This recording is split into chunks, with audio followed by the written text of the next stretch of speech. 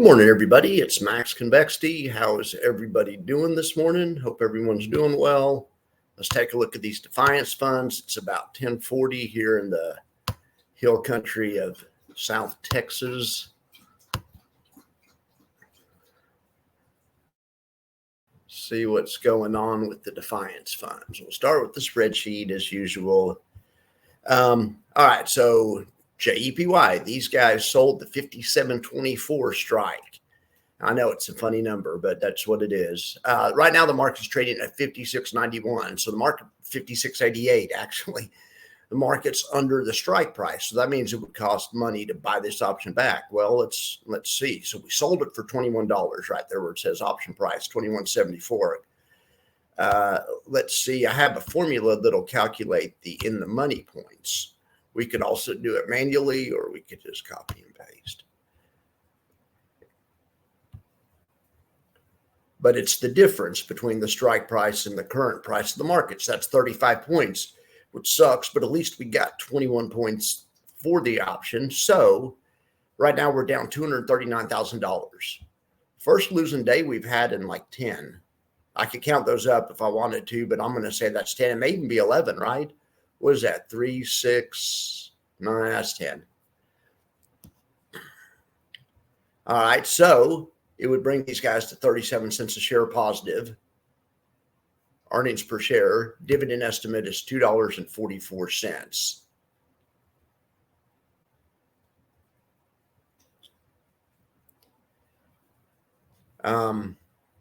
JEPY is down 43 bips right now.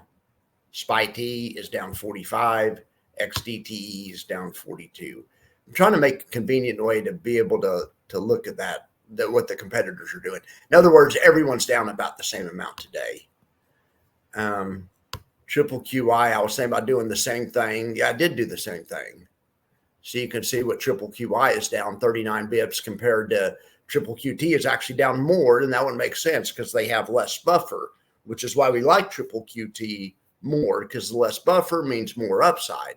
We also like QDTE more because they have more upside. Well, the downside to more upside is on down days when they get more downside, right? Well, that's what we're seeing today in QDTE and triple QT compared to triple QI.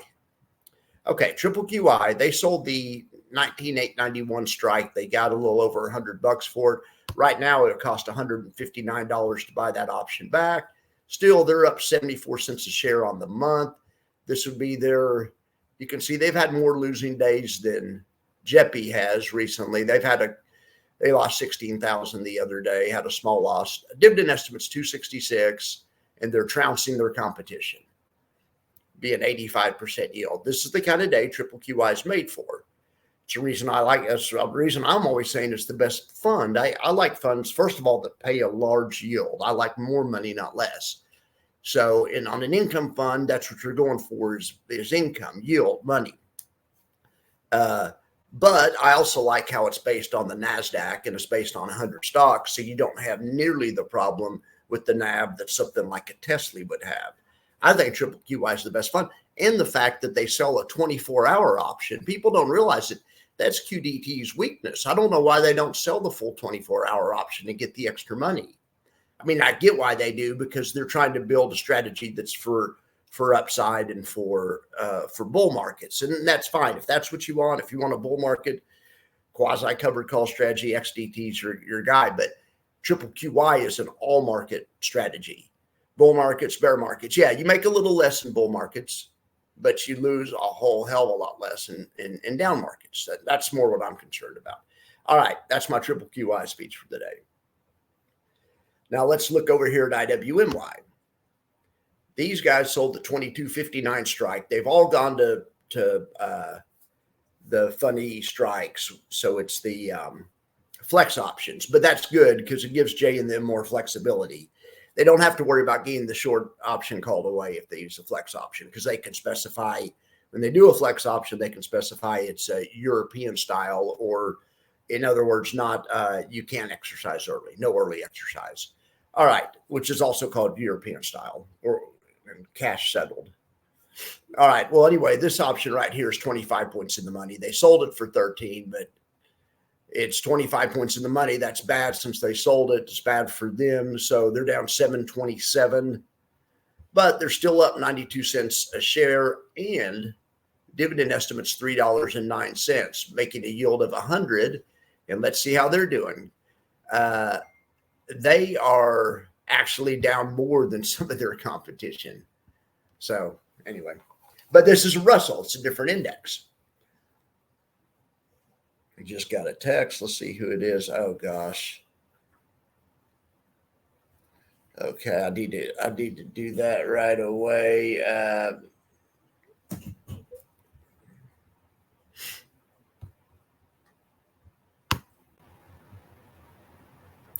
All right, I just went and took care of that phone call real quick. All right, so where was I? IWMY. Oh yeah, so they're getting trounced by their competition.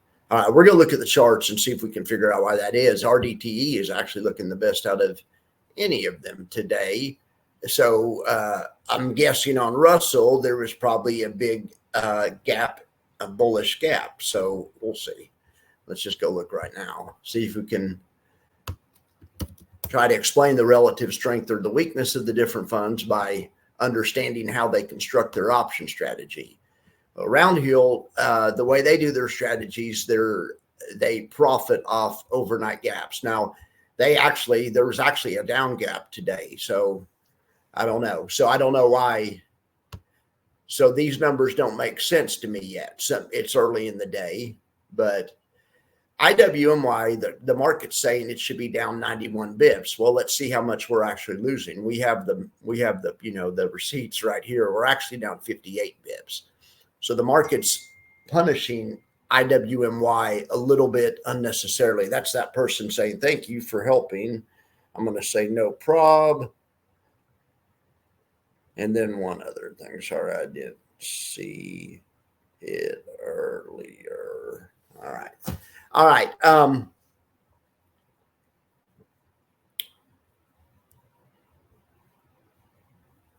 In any event, these funds are having a good month. Look at this, 92 cents a share up, even after today's loss. And it's not even 11 o'clock yet in the central time zone in the hill country of Texas.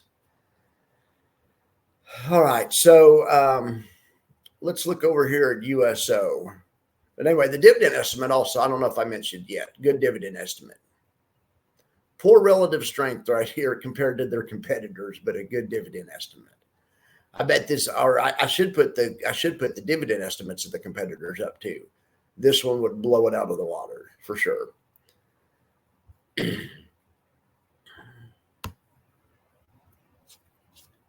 USOY. All right, these guys have the 72 strike option sold. We can see it. I think it's all the way out of the money. Let's look. They trade options on USO.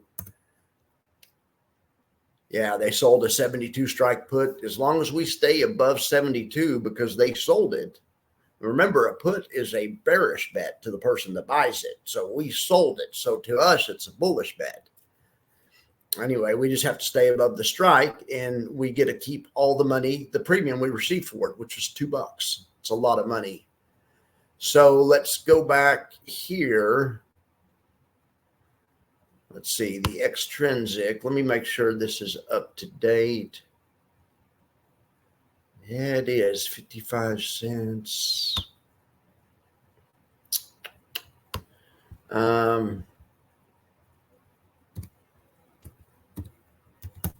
I may have to, oh, shoot.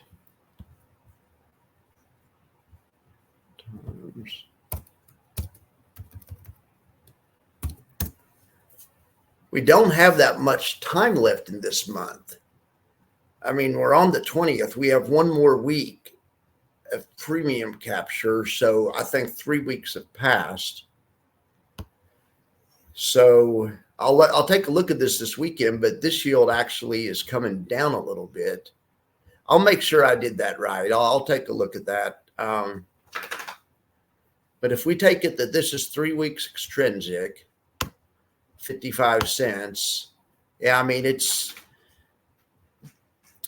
anyway, this one's coming down a little bit, but I'll do some work on it this weekend and make sure I'll make sure that my intrinsic and extrinsic calculations are correct. Okay, so let's see what else we have.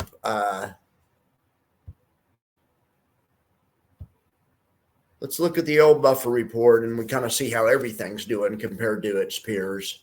So SPY-T having a rough time of it, down more than the index. Remember, SPY-T is a minimum buffer fund, so that's good on the upside, bad on the downside. JEPY, on the other hand, is a maximum buffer fund, and it's also down more than its benchmark right now. So go figure. JEPI is doing well, showing a lot of buffer. You want buffer on the downside. JEPY is only catching about 3/4 of the downside. SPY-I is only catching about 2/3 of the downside. XDTE catching every bit of the downside. They're tied with the downside right now. SVOL really looking good today. See, this is the kind of day that's made for SVOL because, and why is that? But it's made for SVOL compared to other funds because the market's pulling back a little bit. Normal funds, like, your normal index funds are down, yet SVOL is what's down a little bit too, but it's down way less than the other ones. Because what SVOL does, SVOL doesn't buy the dip.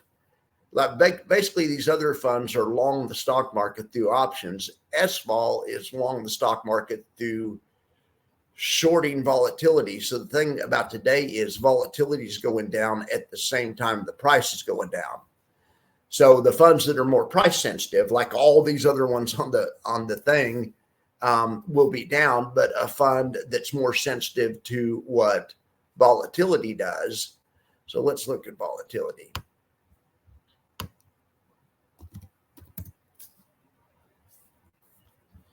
See, volatility is pulling back today, and that's what we would expect in a market that's going up. SVOL makes its money by shorting volatility, where these other funds, like JEPY, for instance, make their money by shorting volatility, but they do it by selling call options. They do it in a different manner. Well, anyway, you can see right here, JEPY, it'll be a full loss unless the market rallies back up somewhere inside this profit box somewhere. But SVOL is going to look a little bit better comparatively today. But SVOL's weakness is on a day when there are some days when the market's not down all that much, but for some reason, vol has just really popped up overnight. And those kinds of days, SVOL does worse than funds like JEPY. That's why it's good to have a mix of both of them, probably. And they're both good funds. They just work the equation from different ends. All right, so there's SPX. That's for JEPY. They have some work to do as well. We'll look at Russell. This is for IWMY. None of them are just out of the ballpark low yet. Let's look at the, we're talking about volatility. Let's look at Max's volatility model. Let's bring it up. It went bullish yesterday. Now let's bring it up and we'll put the SPY up here.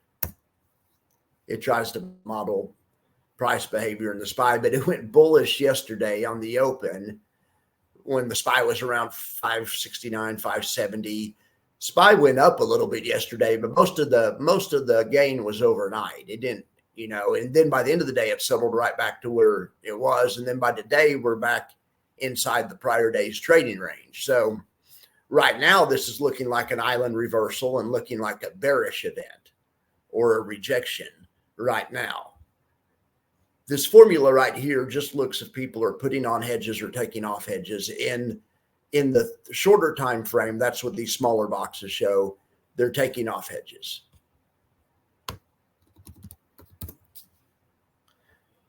You can really see it right there as this sets a new low. So I wouldn't be surprised if we have higher prices in the short term. If not today, then again by next week. Just based on what I'm seeing for volatility. The idea is the volatility traders are a little bit sharper than the people that trade indexes. Also, indexes are prone to do a lot of fake outs. Like yesterday's entire move could have been, even though it was exciting and everyone loved it and the Fed finally lowered rates, that could have been the top. That could potentially be the top, especially if it's just one day up there and it gets rejected. and then it falls back inside the Bollinger Bands, that's going to look like a rejection. Like over here, it happened. It got outside 1 or 2 days, and then within 4 or 5 days, it was boom, it was back on the other side of the Bollinger Bands. It doesn't always break out when it hits top Bollinger. Lots of times it gets rejected. What's going to happen here, I don't know. We'll have to see. We'll have to see. So right now, the longer term trend following volatility model is still bearish and has been since late July. That's this big red box, and this is still so this is bearish. But occasionally we get a counter trend rally move from the 30-minute chart, like we got right there, and like they're trying to put together here. We'll see if it materializes. I think yesterday's move was probably a fake out, but we'll see. But we'll see. But I haven't seen. But the reason I hedged, I haven't seen any. Even though I personally think yesterday's move was a fake out, I haven't seen any evidence of it in the volatility world. And in fact, I've seen contrary evidence of it. I've seen that it's not a fake, that it probably was the real deal. But I'm just saying, cognitively, it looks like a fake out to me. We'll see. But that's why I use metrics and stuff to try to back up what I think cognitively, because lots of times that's jacked up. All right, well, let's see who else is doing well. I mean, look at RSIR. If I ever get Mike Venuto on, I'm going to ask him about that fund. That is a great, great, great, great, great fund. It's a fixed income fund. It's not a growth fund, but but it makes money. You can make money when interest rates are going up. So it's really interesting as far as hedges go. It was a great fund to have in 2022 and 2023. It's been killing it lately. Anyway, not many people have it or ever talk about it, but I just want to keep it on here. USOY killing it today. Look, USO is actually down, but USOY, the Defiance Fund, is up. Let's see if we can try to figure out why that is. So USO itself is about sideways. It's about the same place it was yesterday, it looks like to me on the daily chart.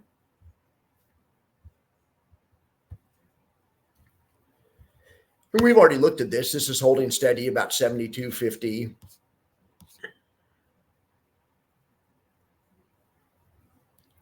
All right, nice job, oil. ULTY getting hit, that doesn't really surprise me because everything else is getting hit. Look at IWMY beating its benchmark on the way down. I put it on here twice. I need to go fix that. GPIQ is a fund that everybody loves. It's a Goldman Sachs-based, index-based covered call fund that's based on the NASDAQ. I said that. Does great, built for a ton of upsize, use a little bit of leverage, or they incorporate some futures. Does great on the upside, not so much on the downside. Maybe that's probably because of the extra leverage. So we would expect that one to be down, but I wouldn't expect IWMY to be down more than the benchmark. So let's hit a refresh and see if we get any help.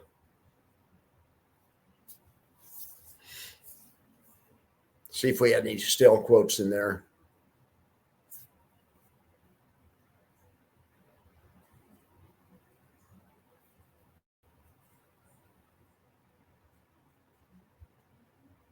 Look at this. SVOL is now up.